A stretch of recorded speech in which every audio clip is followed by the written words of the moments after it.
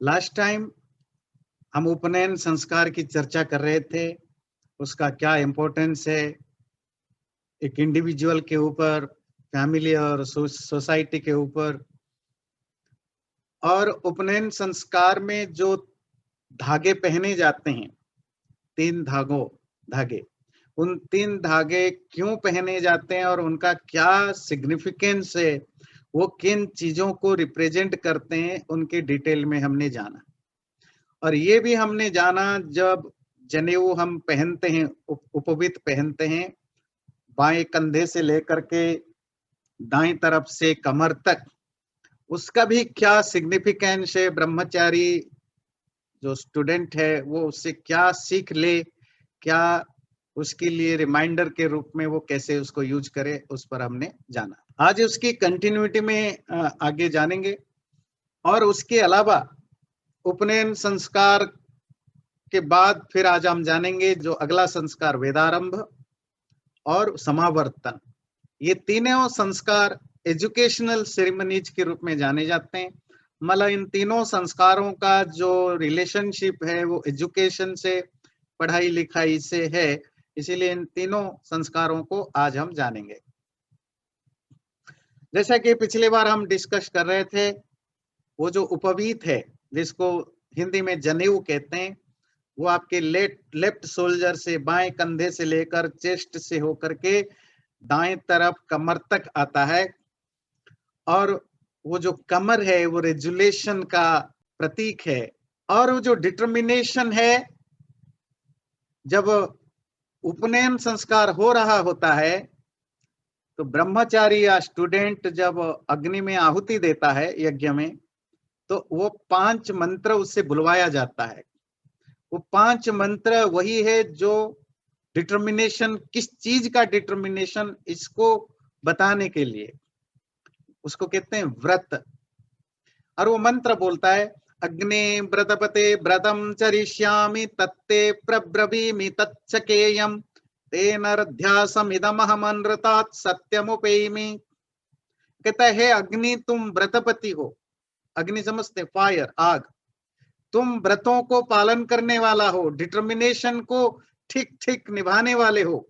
मैं तुम्हारे नाम पर कसम खाता हूं कि मैं भी तुम्हारे तरह जो डिटर्मिनेशन में अभी करने जा रहा हूं, जो संकल्प लेने जा रहा हूं, उसको मैं फुलफिल करूंगा। और वो क्या है मेरा जो संकल्प? वो वही है जो एजुकेशन का यूनिवर्सल पर्पस होता है। मुझे पता नहीं कितने लोगों को पता है ज्ञान का, नॉलेज का क्या पर्पस है। हमारे शास्त्र कहते हैं ज्ञान का पर्पस है अनृतात् सत्यम उपेयमी। अनृत कहते हैं झूठ, फॉल्सहुड, डार्कनेस। सत्य कहते हैं ट्रूथ, रियलिटी। अनरियलिटी से रियलिटी की ओर जाना, अज्ञान से ज्ञान की ओर जाने का मतलब, जो अभी तक जो मैं इग्नोरेंस में था, इग्नोरेंस के था मतलब मेरे जो चीजों के बारे में जो भी परसेप्शन था वो फॉल्स था, उस फॉल्सहुड से मैं रियलिटी या ट्रूथ की ओर जाऊंगा। इस बात की मैं संकल्प लेता हूं। मैं अग्नि तुम्हारा क्यों संकल्प लेता हूं? क्योंकि मैं देखता हूं तुम हमेशा अपने संकल्प पर अटल रहते हो। तुम गर्म हो तो गर्म हो, कभी ठंडा नहीं होते हो। जो भी तुम्हारे गुण धर्म है, वो गुण धर्म में तुम कभी कंप्रोमाइज नहीं करते हो। उसके बाद ब्रह्मचारी संकल्प लेता है, वायु का नाम लेता है, वायु व्रतपते व्रतम चरिष्यामि, सेम मंत्र है शुरू। उसके बाद सेकंड में पर वो वायु का नाम लेता है। वायु मतलब विंड, हवा। मैं तुम्हारे नाम पर भी संकल्प लेता हूं, क्योंकि तुम भी मैंने देखा, तुम भी अपने व्रतों को पालने में हमेशा अडिग रहते हो। जो भी वायु का धर्म है, वो वायु उसमें कभी कंप्रोमाइज नहीं करता है। मैं तुम्हारे नाम पर भी संकल्प लेता हूं, मैं अपने व्रतों का, संकल्प का ठीक ठीक पालन करूंगा जो उपनयन संस्कार में लिया। और उसका जो सबसे प्रोमिनेंट गोल है, मैं झूठ से सत्य की ओर जाऊंगा।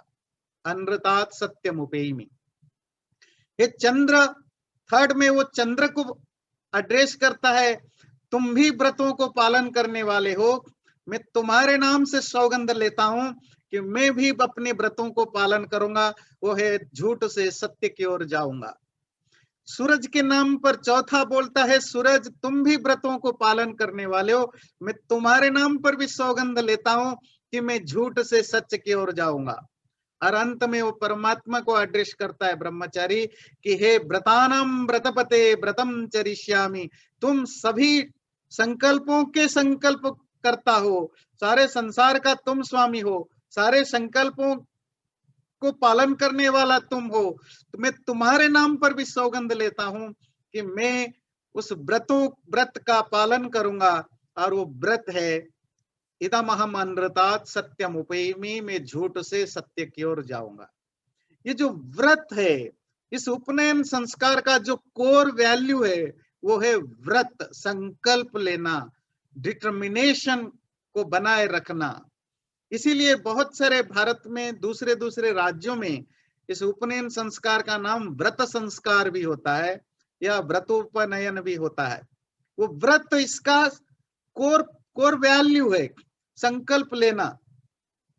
और ह्यूमन बीइंग का स्वभाव है, वो नेचर में देखा अग्नि को, वायु को, चांद को, सूरज को और परमात्मा को कि तुम सब अपने अपने व्रतों को, जो भी तुमने प्रॉमिस किया था क्रिएशन में, तुम्हारा जो भी रोल होता है तुम हमेशा इसको निभाते हो, मैं भी अपने उस कर्तव्य को निभाऊंगा। इस उपनयन संस्कार के मेन जो रिचुअल्स होते हैं मैं थोड़ा आपको एक्सप्लेन करना चाहता हूं, क्योंकि बहुत पावरफुल होते हैं, बहुत सिग्निफिकेंट होते हैं, सारा डिटेल में नहीं जाऊंगा।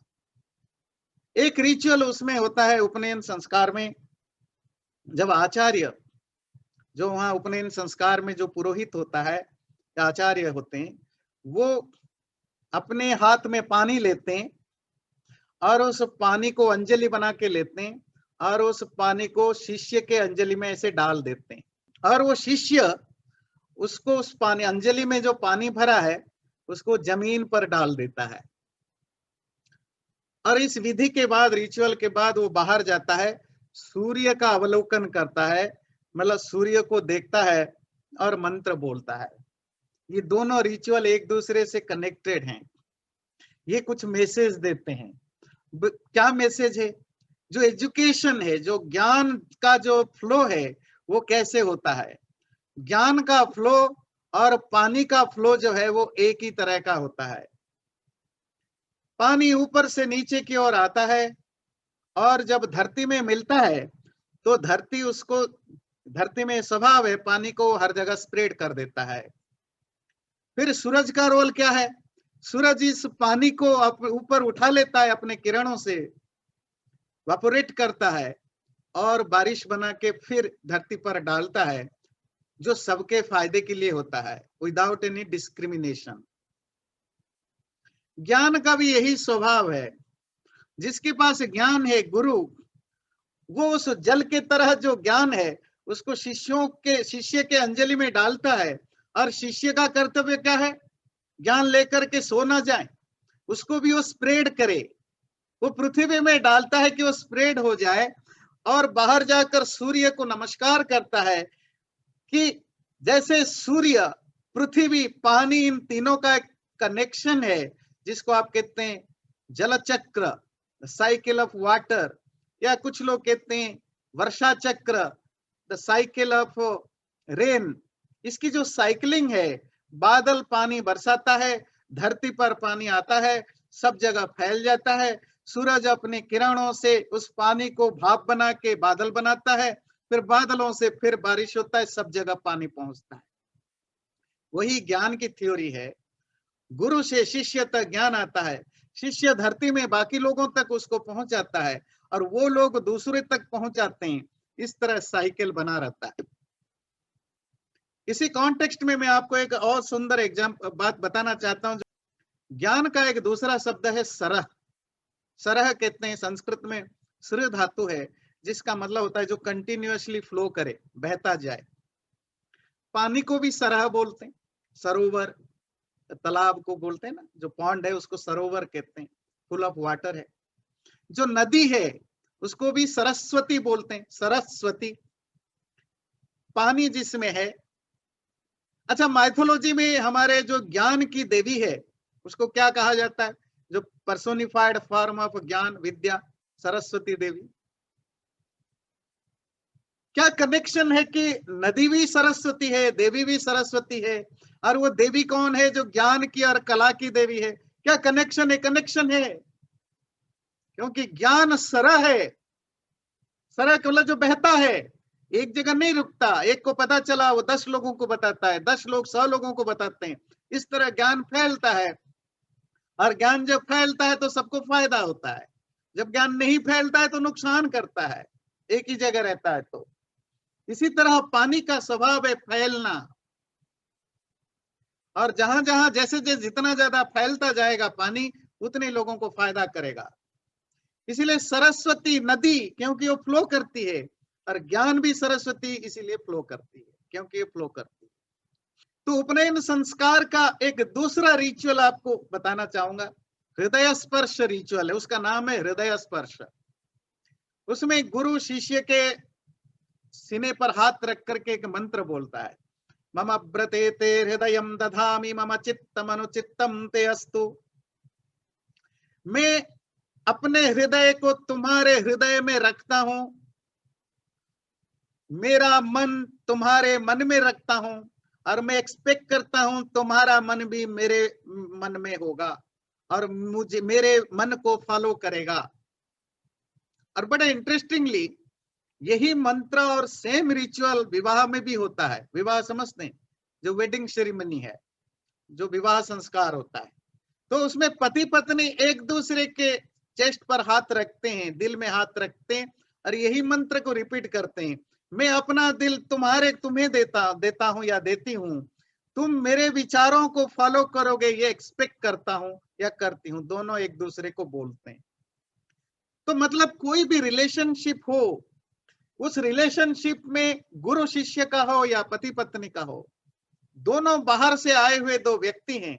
दोनों के बीच में जो एक बहुत बड़ा कंडीशन है, वो कंडीशन है कि जब तक आप मुझे दिल से एक्सेप्ट नहीं करोगे गुरु के रूप में, या शिष्य के रूप में गुरु ना करे, दोनों की प्रॉब्लम को ना समझें, दोनों के मन को ना समझें, दोनों के प्रति रेस्पेक्ट ना हो, एक दूसरे के प्रति श्रद्धा ना हो, तो विवाह से पति पत्नी का संबंध भी नहीं ठीक से चलेगा, और गुरु शिष्य का जो रोल है ज्ञान को बढ़ाना, वो भी नहीं हो पाएगा, अगर एक उनमें से भी दूसरे के प्रति श्रद्धा ना रखे। ध्यान दीजिए कि एक टीचर और स्टूडेंट की रिलेशनशिप की जो पवित्रता है, जो उसकी जो एक यूनिक सेरेनिटी है, और एक एक यूनिक टाइप ऑफ उनकी जो रिलेशनशिप है, उस पवित्रता को हमारे ऋषि मुनि किस तरह समझते थे, और उपनयन संस्कार में वो रिचुअल के रूप में उसको कन्वे करने की कोशिश करते थे। प्राचीन काल में शिष्य जब गुरु के पास जाता है तो कुछ गिफ्ट लेकर जाता है, कोई भी कुछ ज्ञान के लिए, और गिफ्ट होता है समित पाणी ही गुरुम ब्रजेत। पानी कहते हैं हाथ को, समित मतलब समिधा, लकड़ी जो जलने लायक हो, जो फायरवुड। ये समित पाणी जो शब्द है शिष्य के लिए यूज होता है, ये बहुत ही सुंदर एक बड़ा इंटरेस्टिंग मीनिंग के साथ यूज होता है। जैसे पानी का हम एग्जाम्पल दे रहे थे, पानी को रिचुअल के रूप में यूज होता है, इसी तरह अग्नि यहाँ है। वो जो ज्ञान है वो अग्नि की तरह है, प्रकाशित करता है। अग्नि खुद को भी प्रकाशित करता है, दूसरों को भी प्रकाशित करता है। तो ज्ञान जिसके पास आ जाता है, ज्ञान आग है, वो उस व्यक्ति को भी प्रकाशित करता है, और वो व्यक्ति दूसरों से को भी प्रकाशित करता है। ये ज्ञान का स्वभाव है। और जो ज्ञान एक ऐसा चीज है, ज्ञान के पास जो जाता है वो खुद ज्ञानी बन जाता है। जैसे आग में जब आप लकड़ी डालते हैं, वो लकड़ी जो जलने लायक हो, कोई भी लकड़ी नहीं, जो जलने लायक हो, जब आप डाल देते हैं, थोड़ी देर के बाद वो लकड़ी खुद आग बन जाती है। आप तब नहीं बोलते हो कि ये लकड़ी है, जब आग जल रही होती है तब आप कहते हो ये आग है, जब लकड़ी जल रही होती है। बिना जले लकड़ी को आप लकड़ी बोलते हो, जब लकड़ी भी आग पकड़ ले कि तो ये आग है, मत छुओ, लकड़ी आग बन जाता है। गुरु अग्नि है, क्योंकि ज्ञान उसके अंदर आ चुका है। शिष्य समिधा है, लकड़ी है जो जलने लायक है। जब शिष्य गुरु के पास आता है समिधा लेकर के, ये एक्सेप्ट करता है कि मैं जलने के लिए तैयार हूं, मैं उस ज्ञान में डूबने के लिए तैयार हूं। जब गुरु उसको एक्सेप्ट कर लेता है ज्ञान देने के लिए, मतलब वो समिधा जलने शुरू होता है, और 10, 12, 14, 15 साल के बाद अब शिष्य खुद आग बन चुका होता है, खुद गुरु बन चुका होता है ज्ञान के द्वारा। और एक रिचुअल कह के इस उपनयन को कंक्लूड करेंगे, उपनयन संस्कार को। बहुत इंटरेस्टिंग रिचुअल है, वो है भिक्षा। इस उपनयन संस्कार में एक विधि होता है जिसको कहते हैं भिक्षा। भिक्षा मतलब भीख मांगना। बच्चे से भीख मंगवाया जाता है। आचार्य जब उपनयन संस्कार हो जाता है, बच्चा खड़ा होकर के भीख मांगता है। और भीख किससे मांगता है? मनुस्मृति कहता है, मातरम व स्वसारम व मातुर्वा भगिनीम निजाम भिक्षेत भिक्षाम प्रथमम या चैनम नाव मानयेत। सबसे पहले जब भिक्षा मांगना शुरू करता है बच्चा, ब्रह्मचारी उपनयन संस्कार में, तो पहले अपनी माँ से भिक्षा मांगेगा, फिर या तो अपनी बहन से भिक्षा मांगेगा, या माँ की बहन जिसको मासी कहते हैं, मासी से भिक्षा मांगेगा, या पीसी से भिक्षा मांगेगा, और इसी क्रम से भिक्षा मांगेगा महिलाओं से। और भिक्षा मांगते समय क्यों अपनी माँ से ही क्यों शुरू करेगा? ऐसा व्यक्ति से मांगना जिससे वो इंसल्ट ना करे, जो उसको ह्यूमिलिएट ना करे। और जब भिक्षा मांगता है तो बोलता है भवती भिक्षाम देही। ये भवत शब्द है जिसका मतलब होता है आप। स्त्रीलिंग में होता है, संबोधन में भवती एड्रेस करता है, ए आप माताजी, आप भिक्षा दीजिए। बहन से, मौसी से, पीसी से भिक्षा मांगता है उपनयन संस्कार में।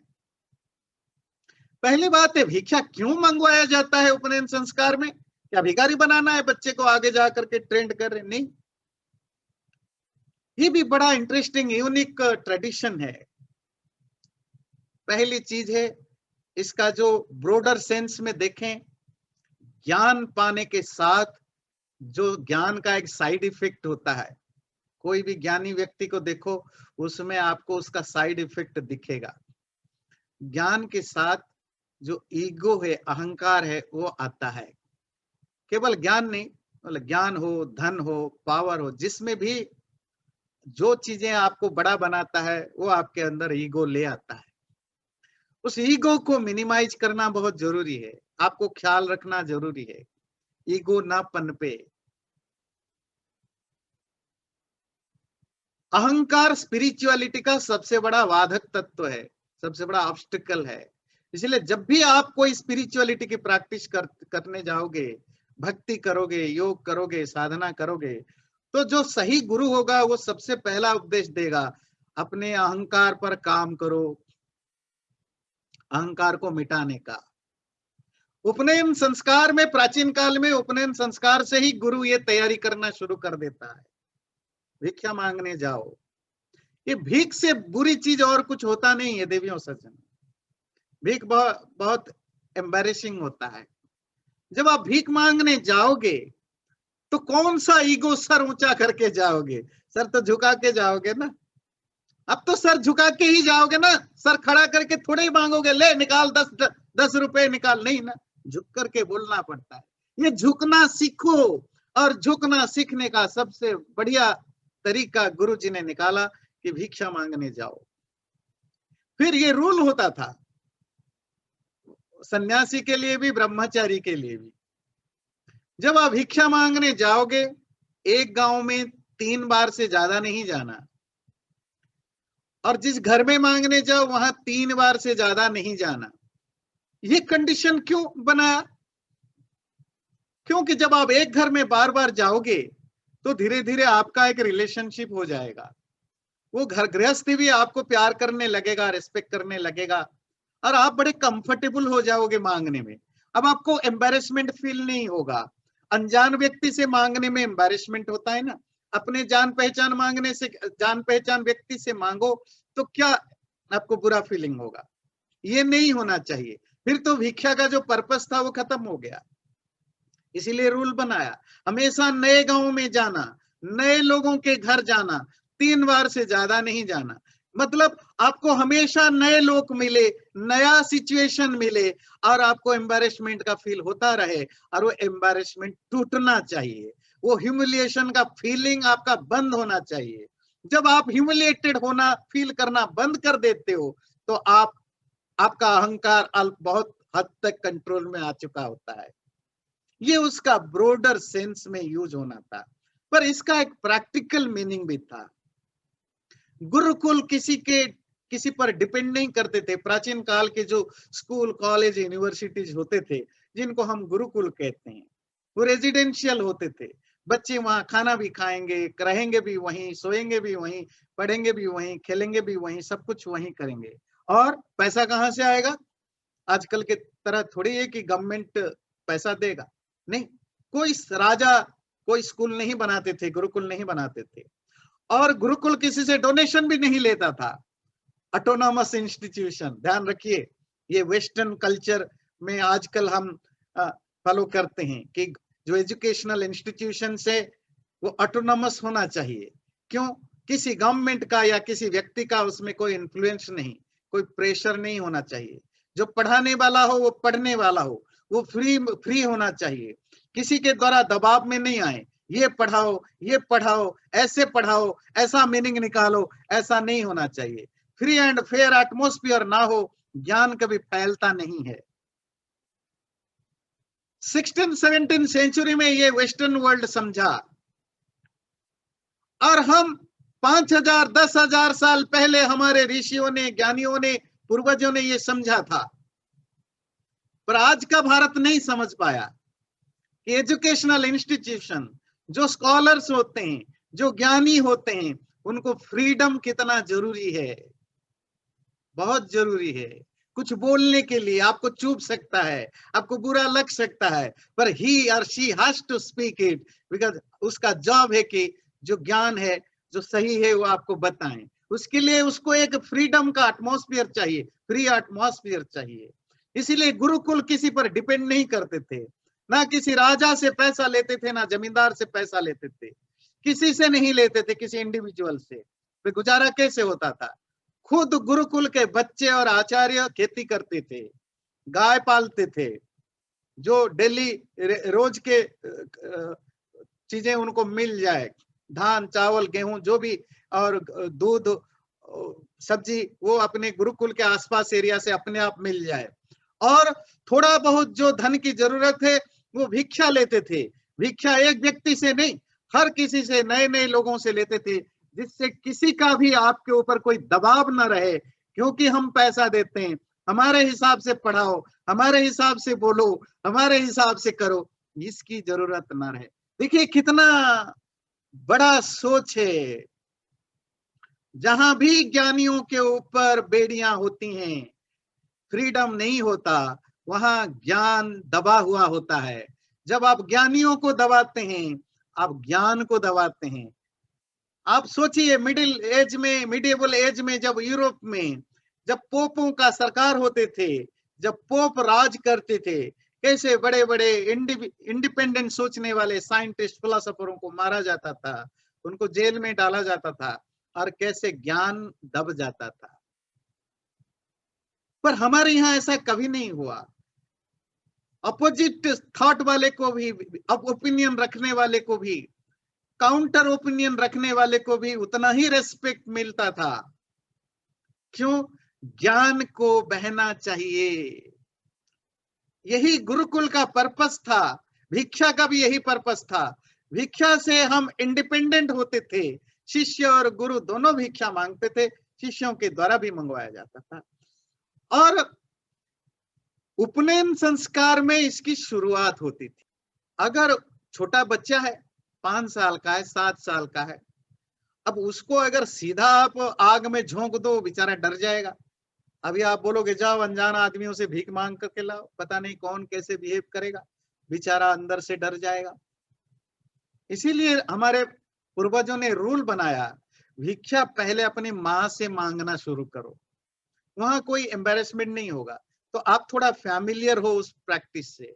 माँ नहीं है तो बहन से मांगो, मौसी से मांगो, पीसी से मांगो। अगर सब हैं तो उसी क्रम से मांगना, पहले माँ से, फिर बहन से, फिर मौसी से, फिर पीसी से, फिर घर के बाकी लेडी रिलेटिव से मांगो, क्योंकि माताएं बहनों से मांगने से बच्चा ज्यादा कंफर्टेबल होता है, क्योंकि उन्हीं के भी ज्यादा प्यार पाया हुआ होता है। इसलिए माँ बहनों से ही भीख मांगने की भिक्षा का शुरुआत की गई। उपनयन संस्कार के बाद आता है वेदारंभ संस्कार। मैं सारे उपनयन संस्कार का डिटेल में तो नहीं बताया, थोड़ी थोड़ी जो बहुत इंपॉर्टेंट रिचुअल है उसका क्या एक्चुअल सिग्निफिकेंस है बताया। तो बच्चे का जनेऊ संस्कार हो गया घर में, मतलब अब वो स्कूल जाने के लिए उसका इनिशिएशन हो गया। अब वो गुरुकुल पहुंचा। गुरुकुल पहुंचते ही सीधा पढ़ाई तो शुरू नहीं करेगा, थोड़ा दिन उसको चाहिए टेक्स्ट बुक शुरू करने के लिए। जब वो पढ़ाई शुरू करता है, जो एक्चुअल पढ़ाई, फॉर्मल पढ़ाई शुरू करता है, तो वो भी एक सेलिब्रेशन होता है, उसको कहते हैं वेदारंभ संस्कार। वेदारंभ संस्कार का अर्थ होता है the beginning of formal learning. Formal पढ़ाई की, जो एक औपचारिक पढ़ाई है, उसकी अब शुरुआत होगी, उस सेलिब्रेशन के साथ होगी, उसको वेदारंभ कहते थे। गुरुकुल में पढ़ाई अब शुरू होगी। बड़ा ध्यान रखिएगा, हमारे पूर्वज या हमारे परंपरा में प्राचीन काल में ये भी डिफरेंस को ध्यान रखा जाता था कि स्कूल में एडमिशन हो जाना और एक्चुअल पढ़ाई शुरू करना दो अलग अलग चीजें हैं। बच्चे का स्कूल में एडमिशन हो गया, अभी भी उसके अंदर काफी हेजिटेशन है, उसको ठीक से हैंडल करने की जरूरत है, तो वो एक संस्कार के द्वारा किया जाता था, उसको कहते थे वेदारंभ संस्कार। उस वेदारंभ संस्कार में उसका जो मेन पार्ट होता था, मैं सिर्फ दो उसकी जो मेन रिचुअल की चर्चा करूंगा जो आपको जानना चाहिए। पहला है कि सावित्र उपदेश। गुरु शिष्य को पढ़ाई से पहले जो पहला ज्ञान देते थे, वो देते थे ओम और गायत्री मंत्र का उपदेश।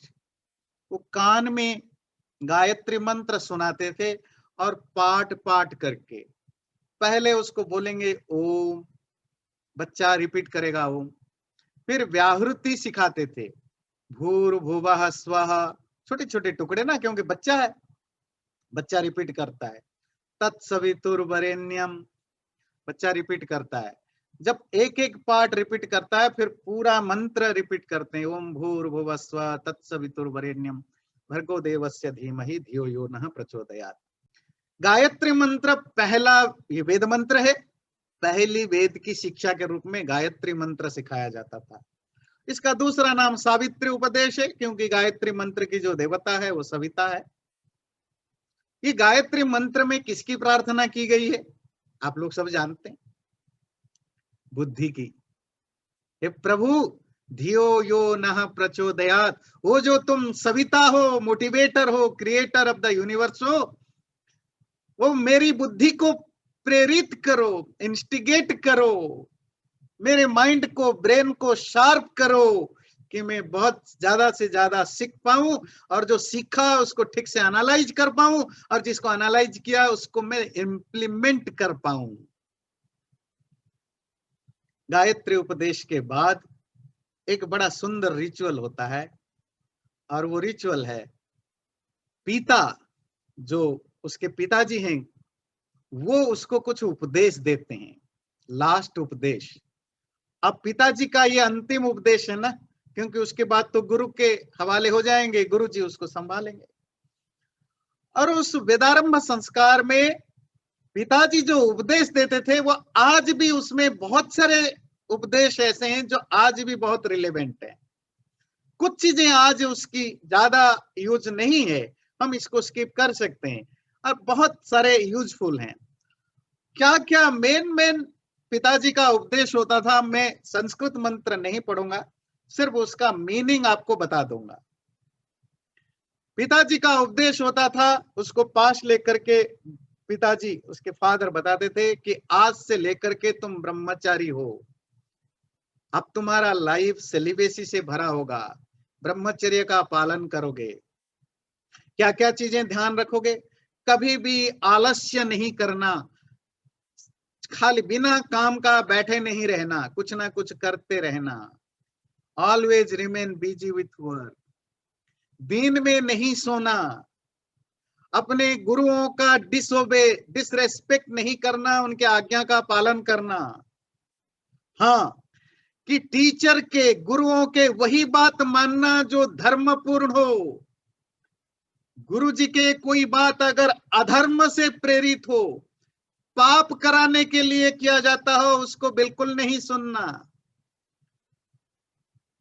ये अंध भक्त जो हिंदू लोग हैं वो सुन ले ध्यान से। तुम्हारे पूर्वज अपने बच्चों को उपदेश देते थे कि आचार्यों के, अपने गुरुओं के वही बात मानना जो सही हो, गलत बात को नहीं मानना। आज तो हम गुरुओं के चरण धोकर भी पी जाते हैं, क्योंकि गुरुजी ने बताया। गुस्सा को दूर रखना और फॉल्सूड, झूठ भाव को दूर रखना। Don't let the mind wander towards the 8 type of sexual allurement. जो 6-8 तरह के सेक्सुअल अट्रैक्शन है, उनसे दूर रहना। जैसे कि अपने ऑपोजिट सेक्स के, अगर लड़का हो लड़की, लड़की हो तो लड़का, उनसे क्लोजली बात नहीं करना विद्यार्थी अवस्था में, उनको टच नहीं करना, और भी बहुत सारे चीजें हैं, वो डिटेल में नहीं जाएंगे। अपना बाल, दाढ़ी, मूंछ वगैरह काटना नहीं, क्योंकि अपने शरीर को सुंदर बनाने के पीछे पड़ोगे तो शारीरिक भूख के लिए फिर टाइम निकालना पड़ेगा। क्योंकि जितना ज्यादा तुम शरीर के लिए, अपने शरीर की सुंदरता के लिए कॉन्शियस बनोगे, उतना तुम्हारा एक्सटर्नल वर्ल्ड के प्रति अट्रैक्शन बढ़ेगा और सेक्सुअल डिजायर भी बढ़ता रहेगा। इसीलिए अपने शरीर की सुंदरता को ध्यान नहीं रखना। इसके लिए जरूरी है कि बाल मत काटो, दाढ़ी मूंछ वगैरह है तो मत काटो, नाखून वगैरह काटना सफाई के लिए जरूरी है, वो करना, पर सुंदरता के लिए कोई चीज ना करना विद्यार्थी अवस्था में। मांस नहीं खाना, सड़ा हुआ खाना मत खाना, शराब वगैरह से दूर रहना। किसी कोमल सैया पर, किसी सॉफ्ट जो बेड है उस पर नहीं सोना। बॉडी को, अपने शरीर को फूल जैसा नहीं बनाना, शरीर को पत्थर जैसा बनाओ, कहते हैं ना फौलाद बनाओ। जमीन पर सोना, हार्ड फ्लोर पर सोना। नाचना गाना, तेल वगैरह का मालिश करना, इससे दूर रहना। ये आपको एक्सटर्नल वर्ल्ड की ओर ज्यादा फंसाते हैं, आपके ब्रह्मचर्य को नष्ट करने के लिए हेल्प करते हैं। किसी भी चीज को एक्सेस नहीं करना, ना ज्यादा नहाना, ना ज्यादा खाना खाना, ना ज्यादा एक्सरसाइज करना, ना ज्यादा सोना, ना ज्यादा जगना। हर एक को एक माइल्ड वे में करना, किसी भी चीज को एक्सेसिव तक नहीं ले जाना। जो अब्यूसिव क्रिटिसिज्म है, दूसरों को गाली देना, लालच, अटैचमेंट, डर, इन सब, दुखी होना, हर बात पर मुंह लटका के बैठना, दुखी होना, इन चीजों से भी दूर रहने की कोशिश करना। इनको अपने अंदर आने नहीं देना। ब्रह्म मुहूर्त में सुबह सुबह उठ जाना, अपना दांत साफ करो, शरीर साफ करो, संध्या करो, परमात्मा को याद करो, योग आदि प्रैक्टिस करो, और ज्ञान पाने के लिए हमेशा अपने अंदर आग जलाते रहना। मुझे सीखना है, सीखना है, सीखना है।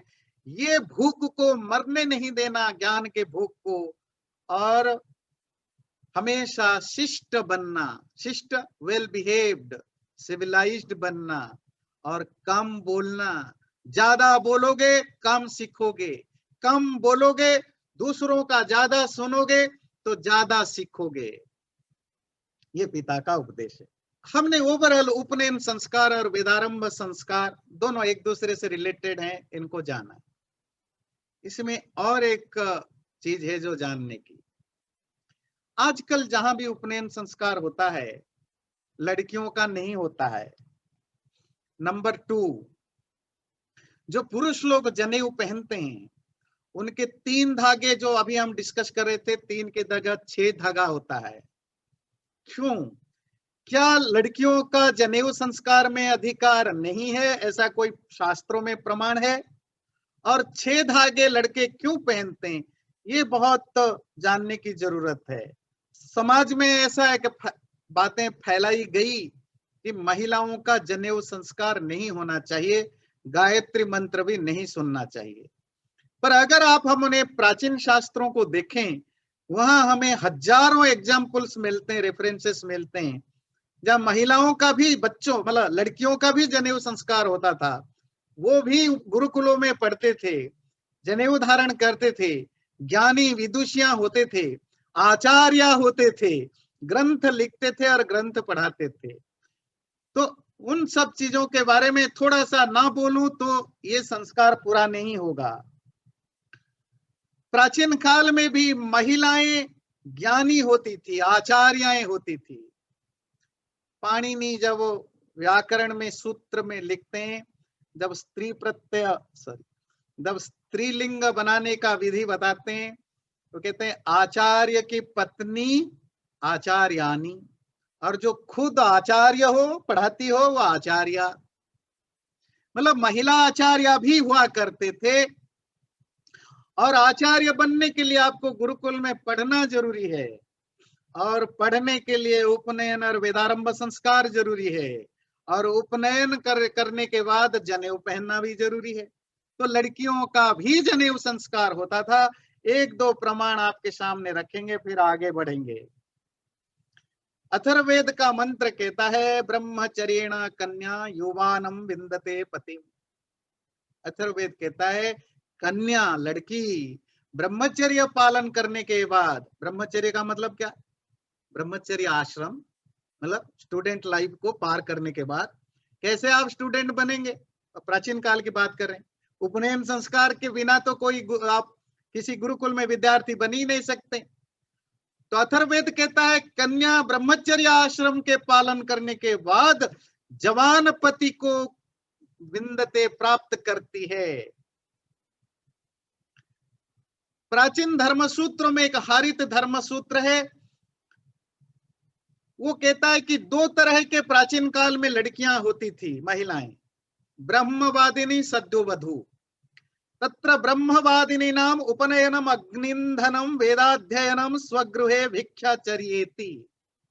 अर्थात ब्रह्मवादिनी महिला उनको कहते थे जो उपनयन वगैरह संस्कार हुआ है, यज्ञ वगैरह करती थी, वेद आदि समस्त शास्त्रों को पढ़ती थी, और भिक्षा घर में ही भिक्षा मांगती थी।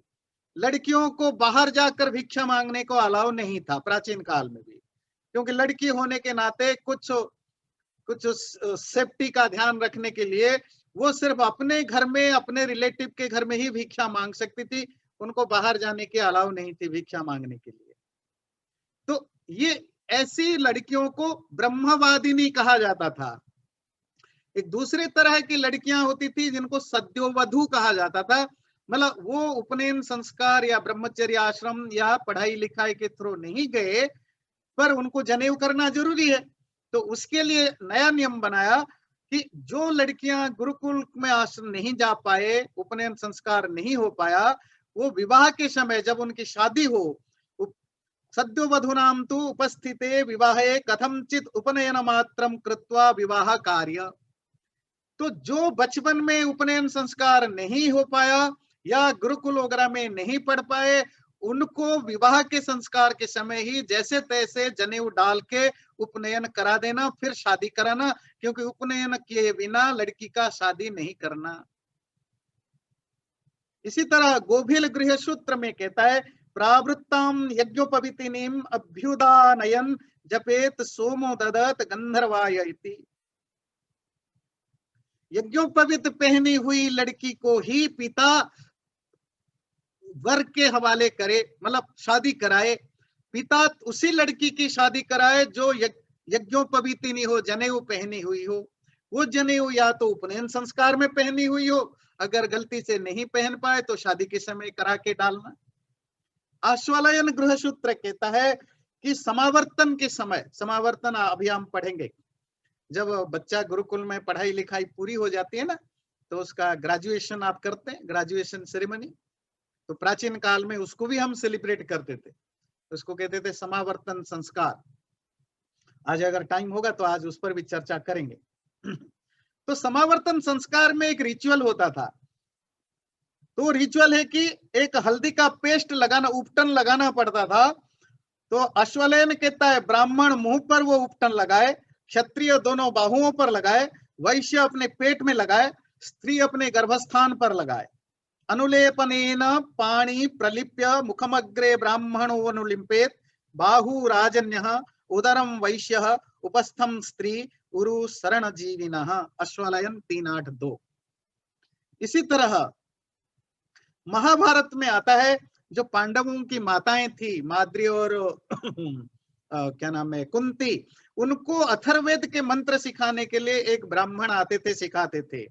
ततस्ताम अनबद्यांगीम ग्राहयामास सद्विज मंत्रग्रामम तदा राजन अथर्व शिरसि श्रुतम। हरित लिखते हैं, जब धीरे धीरे लड़कियों के बारे में शिक्षा के बंद करने की कोशिश हुई, तो अलग अलग तरह के रूल्स रेगुलेशन आए। तो आगे जाकर बनाया गया कि कुछ आचार्यों ने ये रूल बनाया कि लड़की तब तक गुरुकुल में पढ़े जब तक उसका मासिक धर्म न हो जाए। उसके बाद वो अपने घर में माँ बाप भाई बहनों से पढ़ सकती है, ऐसा कुछ आचार्यों ने माना है। प्राक रजसः समावर्तनम इति, रजस्वला होने से पहले, जब तक रजस्वला ना होए तब तक वो गुरुकुल में पढ़ सकती है, उसके बाद घर में आकर पढ़ सकती है, ऐसा एक आचार्य मानते हैं। इसी तरह यमस्मृति धर्मशास्त्र से रिलेटेड और एक ग्रंथ है यमस्मृति। वो कहता है पुरा कल्पे कुमारीणाम मौंजी बंधनम इष्यते अध्यापनम च वेदानाम सावित्री वाचनम तथा। पहले लड़की भी मौंज, वो मेखला बांधते थे, जनेऊ पहनते थे, वेद पढ़ते थे, गायत्री मंत्र पढ़ते थे, आजकल बंद हो गया। और संस्कृत लिटरेचर में ऐसे हमें सैकड़ों एग्जाम्पल्स मिलता है। जो ड्रामा है, जो पोएम्स हैं, पोएट्री है, उसमें जो लेडी कैरेक्टर है, राजा घर की या वैश्य की जो भी हो, लेडी कैरेक्टर है, वो जनेऊ पहनी हुई उनका वर्णन मिलता है। एक छोटा एग्जाम्पल देते हैं। एक संस्कृत में एक बहुत बड़ा सुंदर काव्य है, गद्य काव्य, प्रोज, बहुत फेमस है, उसको कहते हैं कादम्बरी। उसके जो ऑथर हैं वाणभट्ट। तो वाणभट्ट अपने कादम्बरी में जो उनकी सबसे बड़ी नायिका है, जो हीरोइन है उस स्टोरी का, महाश्वेता, उस महाश्वेता के वर्णन में लिखते हैं ब्रह्म सूत्रेण पवित्रीकृत कायाम। वो महाश्वेता जिसका शरीर ब्रह्म सूत्र से, जनेऊ से पवित्र की गई थी, मतलब जनेऊ संस्कार उसकी हुई थी। कालक्रम में धीरे धीरे जब सोसाइटी में मैनिपुलेशन बढ़ने लगा, इग्नोरेंस बढ़ने लगा, कुछ लोगों के एक्सप्लॉइटेशन बढ़ने लगा, तो धीरे धीरे स्त्री और शूद्रों के लिए ये बैन होने लगा, पढ़ना लिखना जनेऊ करना। मनुस्मृति तक बहुत हद तक स्त्रियों की पढ़ाई लिखाई पर बैन हो गया था। मनुस्मृति कहते हैं जात कर्म से उपनयन तक जितने भी संस्कार है लड़कियों का, वो कराया जाए। मनुस्मृति कहते हैं कराया जाए, पर बिना वेद मंत्र पढ़े, क्योंकि तब तक संस्कार तो लड़कियों का वही सेम थे, उपनयन तक भी, पर वेद पाठ वगैरह से उनको वंचित किया जा चुका था। तो धीरे धीरे सोसाइटी में चेंजेस आए। फिर एक समय ऐसा आया कि स्त्री और शूद्रों को पूरी तरह शिक्षा, उपनयन सबसे हम वंचित कर गए। अब हम धीरे धीरे एजुकेटेड बन रहे हैं, अपनी चीजों को जाने समझें, और लड़के लड़कियों को भी वो समान अधिकार मिलना चाहिए। आज भी भारत में हमारे स्त्रियों की क्या दशा है हम सबको पता है। और प्राचीन काल में कितनी विदुषी स्त्रियां होती थी। अगर आप प्राचीन उपनिषद, ब्राह्मण, आरण्य, धर्मशास्त्र, इवन पुराण वगैरह भी, महाभारत रामायण पढ़ें, आपको पता चलेगा कितनी विदुषी और ज्ञानी स्त्री लोग हुआ करते थे और डिबेट किया करते थे। इवन शंकराचार्य के समय भी मंडन मिश्र नामक जो विद्वान नॉर्थ इंडिया के थे, उनके साथ जब उनका डिबेट हुआ, तो जो जज बनी थी, जो ज्यूरी बनी थी, वो एक महिला थी, वो मंडन मिश्र की पत्नी थी, भारती मिश्रा। तो ये महिलाओं का हमारे प्राचीन काल में बड़ा आदर था। उनको भी पुरुषों की तरह एजुकेशन में, संस्कारों में समान भागीदार था। बाद में ये सब बंद हो गया हिंदू सोसाइटी में। और आई होप कि जैसे जैसे लोग पढ़े लिखे होंगे, समझदार होंगे, तो रिवाइव होगा। चैनल को सब्सक्राइब जरूर करें और वीडियो अच्छा लगे लाइक भी जरूर करें।